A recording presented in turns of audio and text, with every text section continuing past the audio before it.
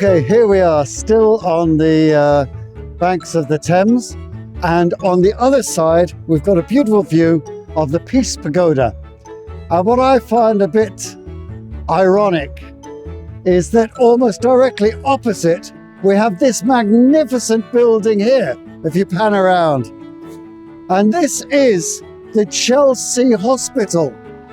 And this was built in 1682 by Charles II for veterans, people who were broken by age and war.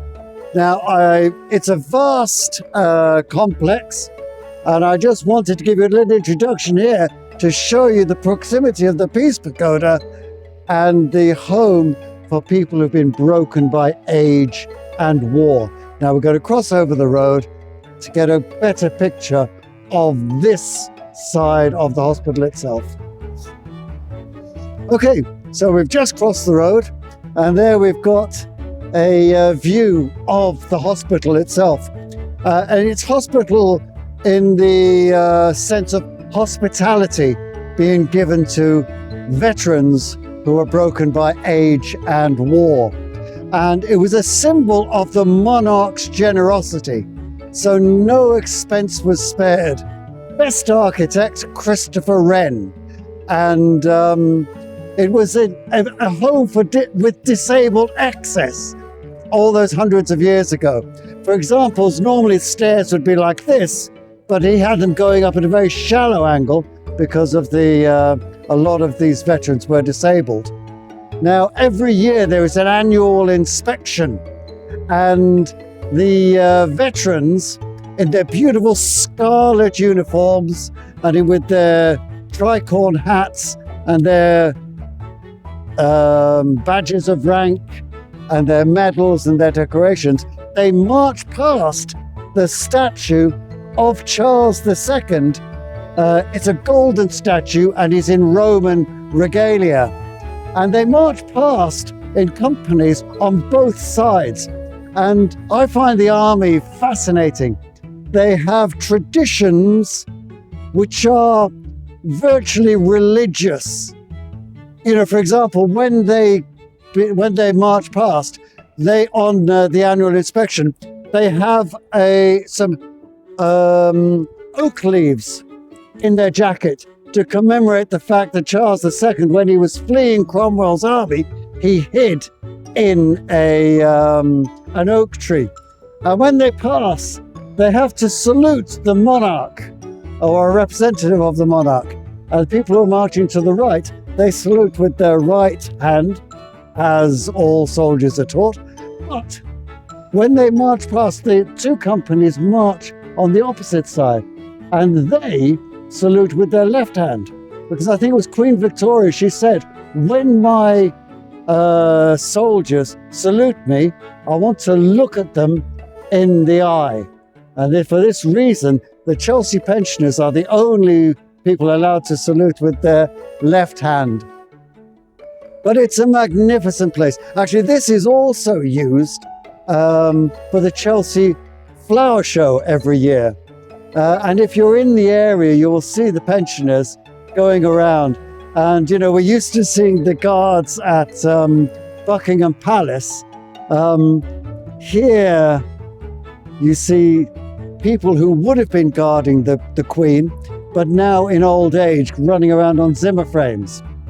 To be admitted here as a pensioner, you must be single, unencumbered by spouse, and be of good character, and then people are admitted. And it's like a small village, really. They have their own post office, their own pub, they have their own church, and the church is actually open to the general public. Last Sunday, I went for a service here, and you know, it was like none other. It's the only church I've been to where at the end of the service, they played the national anthem and everybody had to stand to attention. But we will show you the other side of the hospital now.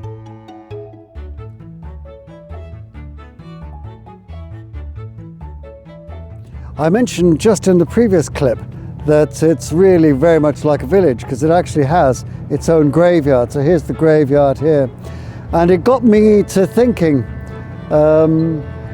the guys who come here, they are servicemen. They've had an army career, they're probably retired, maybe had a second career, and then they come back here. And this is their last posting. When they go in there, they're coming out in a hearse, really. And many of them were buried here. Nowadays, they will be taken away and buried elsewhere. But I did a little bit of time in the army, and I sometimes wonder what I was fighting for. And at the end of the day, we fight over land, and the only land we ever inherit is the 6 feet that we're going to be buried in. But who am I to judge? Anyway, we're going to take a little bit of a further stroll, and I will show you another angle of the hospital. Here we are. This is the chapel entrance to the hospital, and we've got this wonderful statue of a Chelsea pensioner there waving his walking stick. It's called the chapel entrance because of this building here over there. That is the chapel, and it's a very, very big chapel. It's got clear glass in now, but the walls in there are oak, dark wood, and when it was stained glass, it was quite dark and dingy. But during the war, a bomb hit one section in that over there, and that's now where we've got the British Army Museum. But the windows were knocked out, and with the clearer glass, it's a lot lighter in there. So that is the chapel.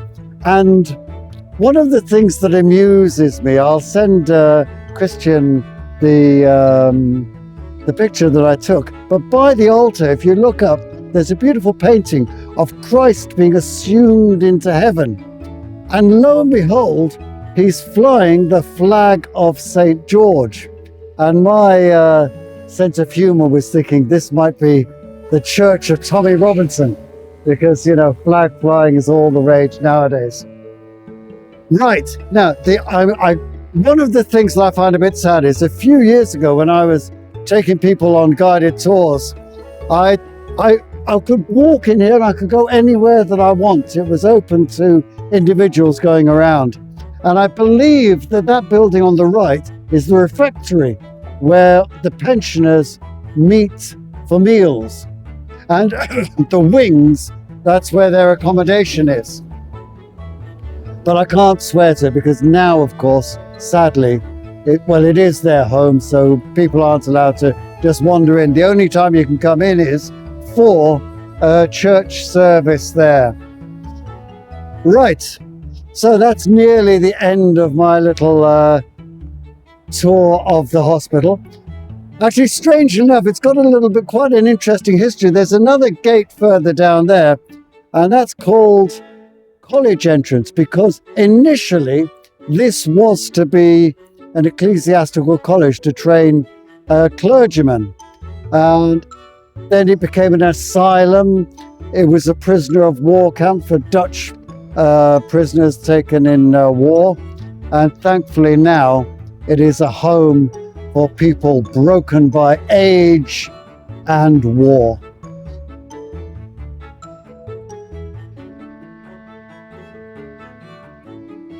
Okay, hey, this is a little PS video,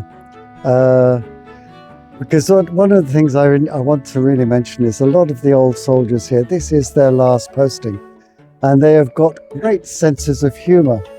You know, those proud old soldiers, now they're reduced to kind of running around on these things, and amongst themselves they refer to it as the home of the bewildered, because of course dementia is, it doesn't take any prisoners.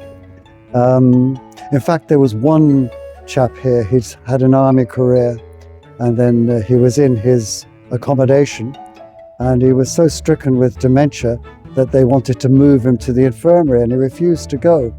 But he was so institutionalized in the army, the only way they could get him to move was to say, okay, you have been posted to a different place. He was given a letter by his commanding officer, and when he had that, he followed that order. But anyway, there we go. Thank you for watching.